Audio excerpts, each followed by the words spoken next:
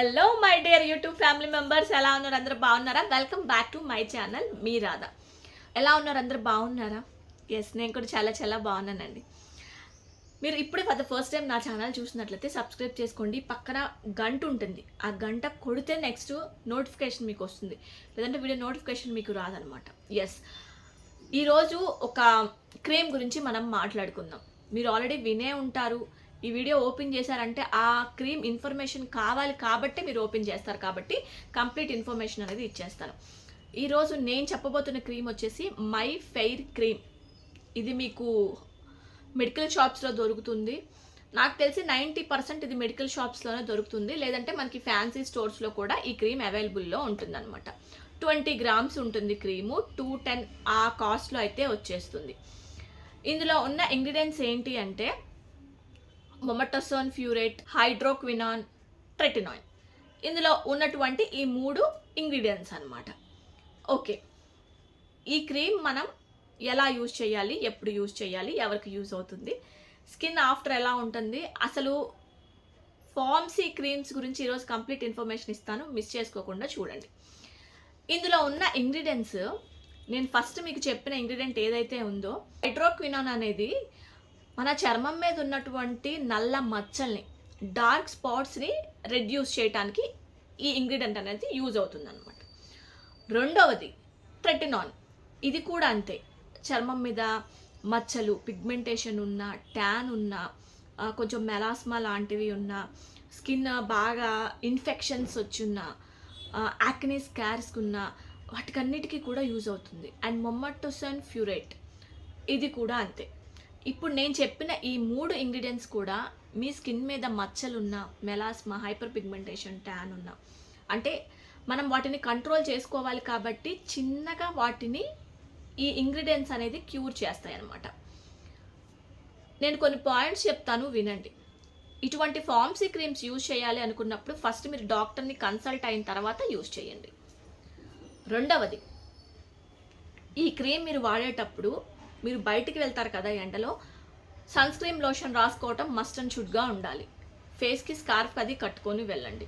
UV rays ఈ cream వాడేటప్పుడు UV rays పడినప్పుడు స్కిన్ అయితే డ్యామేజ్ అవుతుంది. ఇదనే కాదు, ఏ ఫార్మసీ క్రీమ్స్ మీరు యూజ్ చేయాలనుకున్నా కూడా మీరు ఎండలోకి వెళ్ళినప్పుడు సన్ స్క్రీన్ లోషన్లు రాసుకోవాలి, మస్ట్ అండ్ షుడ్గా ఉండాలి.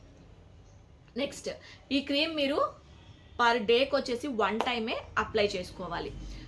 ఈ క్రీమ్ని మసాజ్ అయితే చేయకూడదు, ఎక్కువ అమౌంట్ కూడా తీసుకోకూడదు. జస్ట్ ఇంత అమౌంట్ తీసుకొని జస్ట్ లైట్గా అప్లై చేసుకోండి.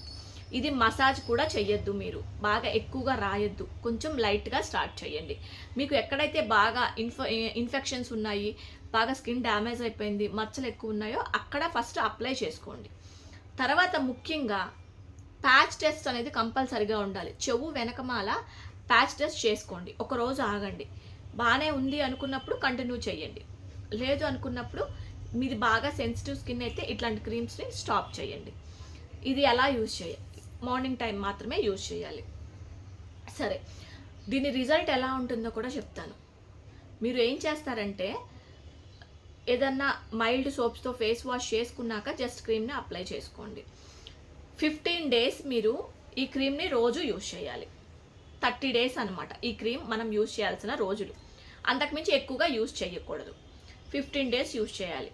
స్టాప్ చేసిన తర్వాత నెక్స్ట్ 15 డేస్ ఉంటుంది కదా, ఆల్టర్నేట్ డేస్లో యూజ్ చేయాలి.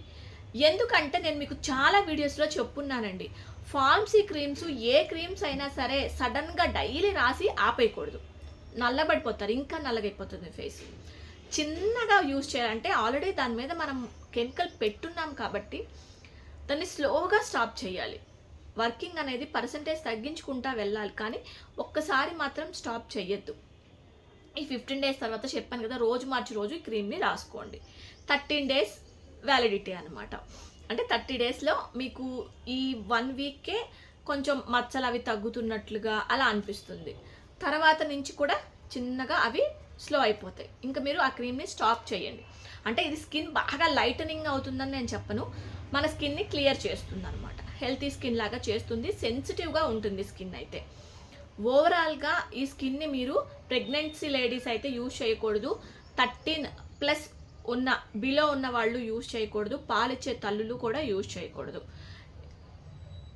డాక్టర్ రికమెండేషన్తో మాత్రమే ఈ క్రీమ్ని యూజ్ చేయాలి. రిజల్ట్ అయితే మాత్రం చాలా బాగుంటుందండి.